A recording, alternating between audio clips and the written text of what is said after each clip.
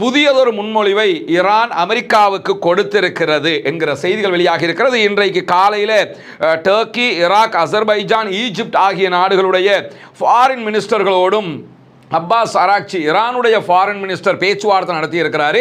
ஈரானிடமிருந்து அணு ஆயுத அச்சுறுத்தல்கள் தற்போதைக்கு இல்லை என்கிற ஒரு செய்தியை நேற்றைய தினம் காங்கிரஸில் பேச்சுவார்த்தைக்கு கலந்து கொண்டிருந்த அமெரிக்காவினுடைய இராணுவ பாதுகாப்பு செயலாளர் பீட் ஹெக்ஸத் சொல்லியிருந்த செய்திகள் பரபரப்பை உண்டாக்கி இருக்கிறது. அல் ஜசீரா என்ன சொல்லுதுன்னு கேட்டால், தொடர்ந்து இந்த தாக்குதல்களால் ஹிஸ்புல்லாக்களுடைய ட்ரோன்களை இடைமறிக்க முடியாமல் தடுமாறிக் கொண்டிருக்கிறது இஸ்ரேல். ஈரான் மீதான அமெரிக்காவினுடைய இந்த முற்றுகையை பயன்படுத்தி சோமாலியர்கள் கடந்த ஒரு வாரத்துக்குள்ளாக 4 கப்பல்களை கைப்பற்றி இருக்கிறார்கள்.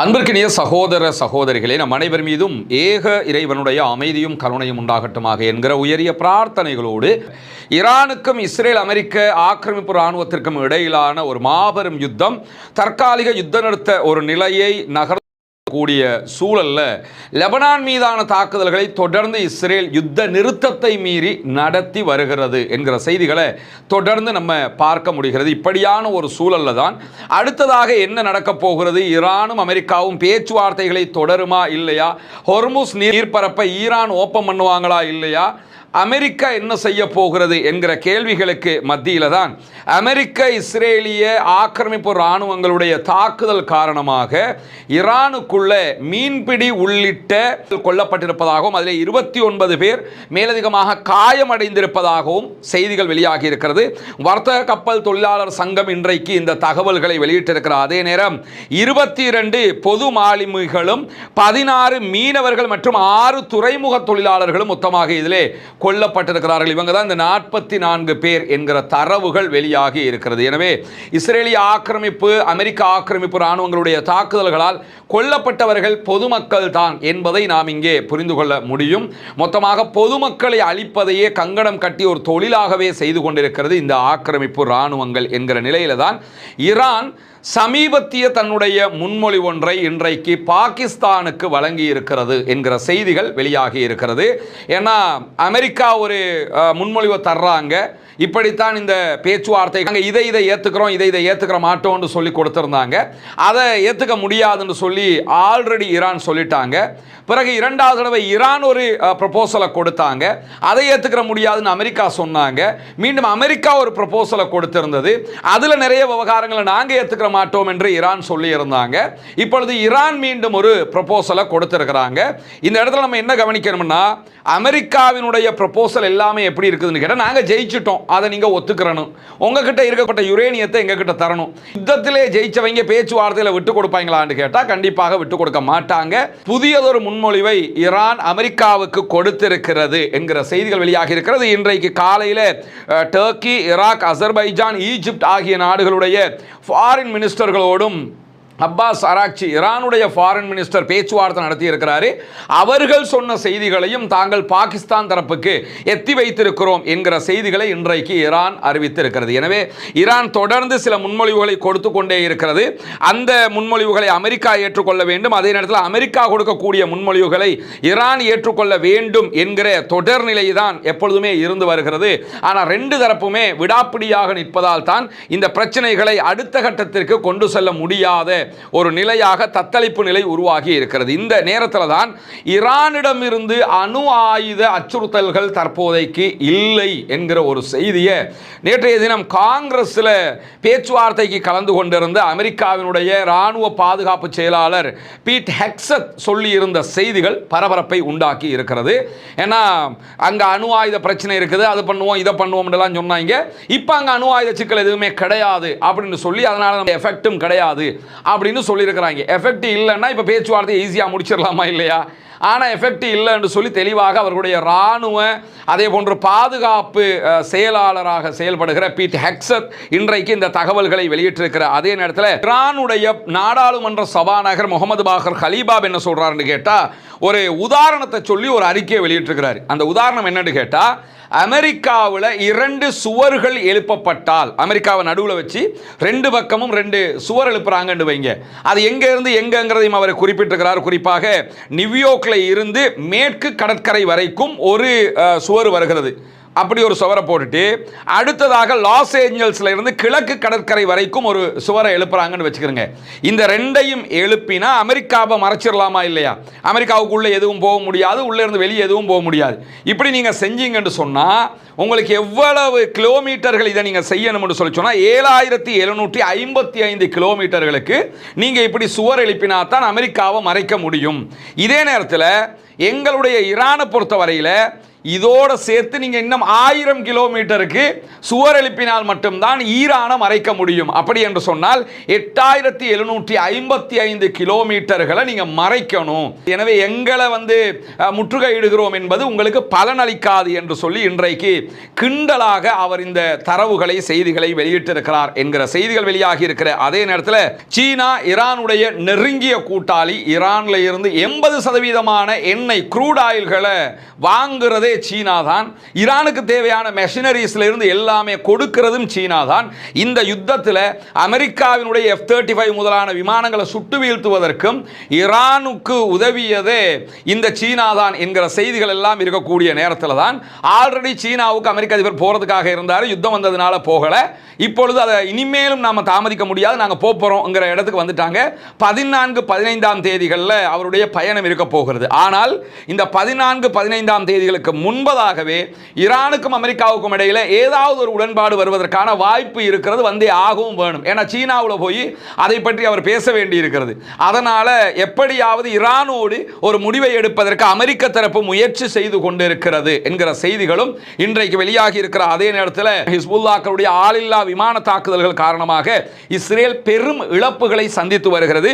இன்றைக்கு மாத்திரம் தெற்கு லெபனான் பகுதிகளில் இஸ்ரேலை இலக்கு வைத்து ஹிஸ்புல்லாக்கள் நடத்தி இருக்கக்கூடிய தாக்குதல்களில் 2 இஸ்ரேலிய ஆக்கிரமிப்பு ராணுவத்தை சேர்ந்தவர்கள் கொல்லப்பட்டிருக்கிறார். அதே நேரம் 27க்கு மேற்பட்டவர்கள் படுகாயம் அடைந்திருக்கிறார்கள் என்கிற செய்திகளும் வெளியாகி இருக்கிறது.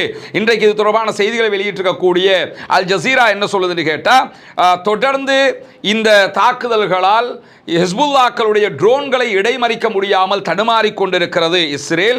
எனவேதான் தங்களுடைய தடுப்பு திறன் சரிவை சந்தித்துக் கொண்டிருக்கிறது என்று சொல்லி வாஷிங்டனுக்கு தகவல் அனுப்பி இருக்கிறது இஸ்ரேல்.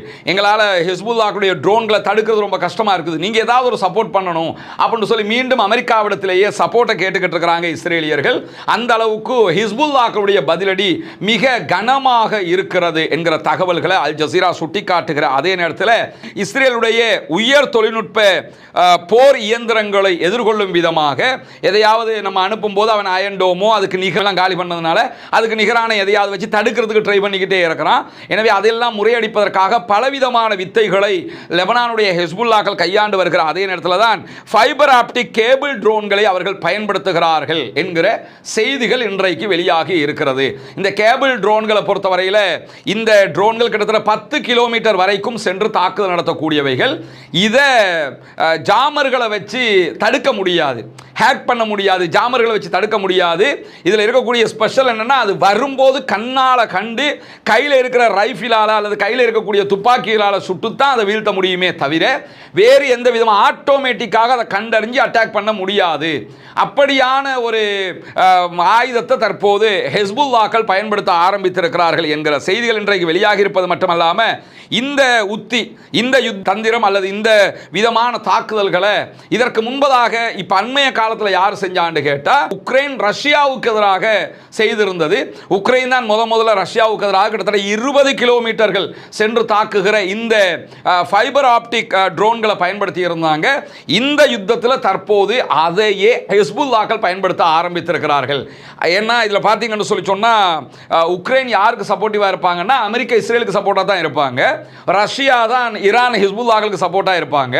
இதே நேரத்தில் இப்பொழுது ஹிஸ்புல்லாக்கள் பயன்படுத்துகிற இந்த தொழில்நுட்பம் என்பது யார் இதற்கு முன்பதாக பயன்படுத்தி இருக்கக்கூடிய தொழில்நுட்பம் என்று சொல்லி சொன்னால் உக்ரைனியர்கள் பயன்படுத்திய தொழில்நுட்பம். அதை பயன்படுத்தி தான் தற்போது இந்த தாக்குதல் தாக்குதல்களை முன்னெடுத்து வருகிறது ஹெஸ்புல்லாக்கள். இதையெல்லாம் தான் கொண்டு அரபு நாட்டில் கொட்டி எங்கள்கிட்ட பெரிய தொழில்நுட்பம் எல்லாம் இருக்குது, பார்த்தீங்களா நாங்கள் ரஷ்யாவுக்கு அப்படி அட்டாக் பண்ணுறோம், இப்படி அட்டாக் பண்ணுறோம், வாங்க உங்களுக்கும் சப்போர்ட் பண்ணுறோம், இதைத்தான் சொல்கிறாங்க. இன்றைக்கு இன்னும் ஒரு முக்கியமான செய்தி வெளியாகி இருக்கிறது. அது என்ன முக்கியமான செய்தி என்று சொன்னால், சோமாலிய கடற்கொள்ளையர்கள் என்கிற வார்த்தை பிரபலமாக நம்ம பார்த்துருக்கிறோம்.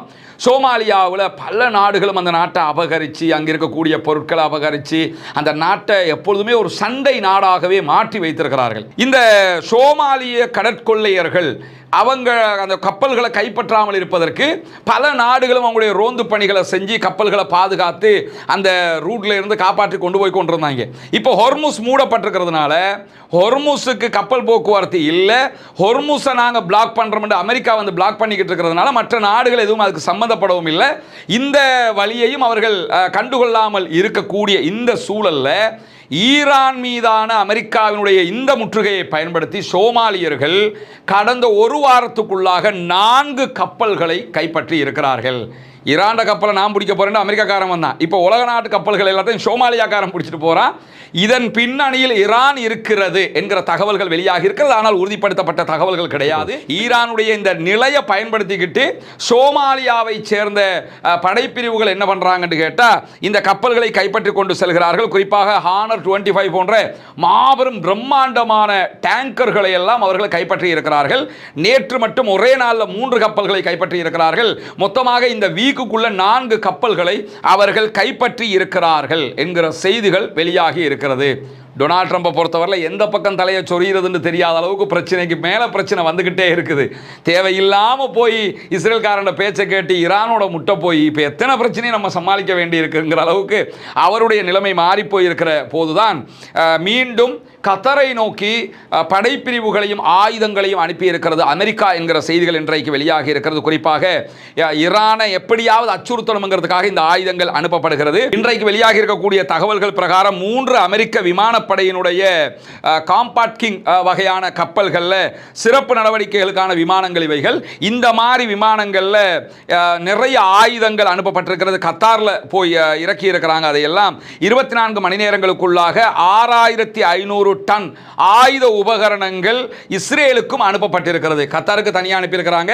இஸ்ரேலுக்கும் 6500 டன் அளவுக்குண்டான ஆயுத உபகரணங்கள் அனுப்பப்பட்டிருக்கிறது. இந்த யுத்தம் தொடங்கியதிலிருந்து இதுவரைக்கும் 403 விமானங்கள் 10 கப்பல்களில் 1,15,600 டன் ராணுவ உபகரணங்கள் இஸ்ரேலுக்கு மட்டுமே அமெரிக்கா அனுப்பியிருக்கிறது. இதிலிருந்து என்ன தெரியுதுன்னு கேட்டால், எப்படியாவது ஈரானை 2ல் 1 பார்க்கணுங்கிறதுக்காக எவ்வளவோ வேலைகளை எல்லாம் பண்ணி பார்க்குறாங்க. எதுவுமே அவங்களுக்கு ஒர்க் அவுட் ஆகல என்பதையும் நாம் இதிலிருந்து புரிந்து கொள்ள முடியும். பொறுத்திருந்து பார்ப்போம் என்னவெல்லாம் நடக்கிறது என்பதை. தொடர்ந்து இணைந்திருங்கள். ரஸ்மின் மயசி நியூஸ் மற்றும் ரஸ்மின் டாக்ஸ் ஆகிய 2 சேனல்களோடு. ஆக்கிரமிப்புகள் ஓய வேண்டும், ஆக்கிரமிப்பாளர்கள் ஓய வேண்டும், ஆக்கிரமிப்பாளர்களும் ஓய்ந்து மத்திய கிழக்கிலும் முழு உலகிலும் அமைதி திரும்ப வேண்டும் என்கிற உயரிய பிரார்த்தனைகளோடு ஆக்கிரமிப்பாளர்களுக்கு எதிராக தொடர்ந்தும் ஜனநாயக ரீதியாக குரல் போமாக வாகிறது. அல்ஹம்துலில்லாஹி ரப்பில் ஆலமீன்.